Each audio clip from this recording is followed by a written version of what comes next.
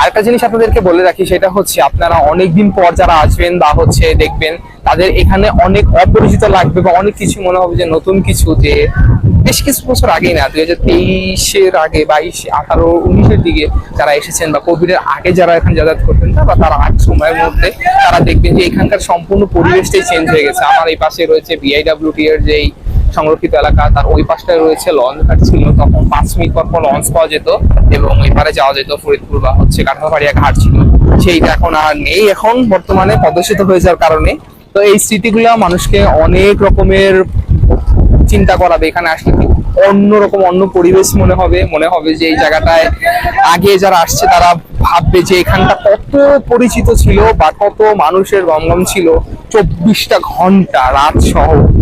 কিন্তু এখন আর সেই জিনিসটা আর নেই। ভোর সকাল থেকে শুরু করে হচ্ছে আপনার রাত পর্যন্ত যে পরিমাণ মানুষ এখানে ভিজিট করতো সেটার বলার অবকাশ রাখে না। এখনো মানুষ আসে হয়তো ট্যুরের উদ্দেশ্যে, বা হচ্ছে যারা এই যে অনেকদিন পর আসে তাদের বলতে হয় যে তারা খুব অনেক পরে আসে বা হচ্ছে অনেক কিছু পর আছে, ঘুরতে আসে বা হচ্ছে বিনোদন করতে আসে। বাট আগে এইটাই ছিল একমাত্র যাতায়াতের পথ। এবং যারা ভ্রমণ করতো, যারা কেউ চাকরির খোঁজে, আমি এমনও দৃষ্টান্ত দেখছিলাম যে সেটা হচ্ছে কত মানুষ যেখানে চাকরির উদ্দেশ্যে আসছে, তার ইন্টারভিউ সকালে, রাতের বেলা লঞ্চে চড়ছে, ভোরবেলা নামছে, আবার কারো হচ্ছে সকালবেলা হচ্ছে বিকালবেলা ইন্টারভিউ, সকালবেলা রওনা দিছে, আস্তে আস্তে ইন্টারভিউ ফেল করছে। এরকম অহরহ মানুষ খুঁজলে পাওয়া যাবে, তাদের ইতিহাস রয়েছে এই মাওয়া ঘাট বা ফেরিঘাটে।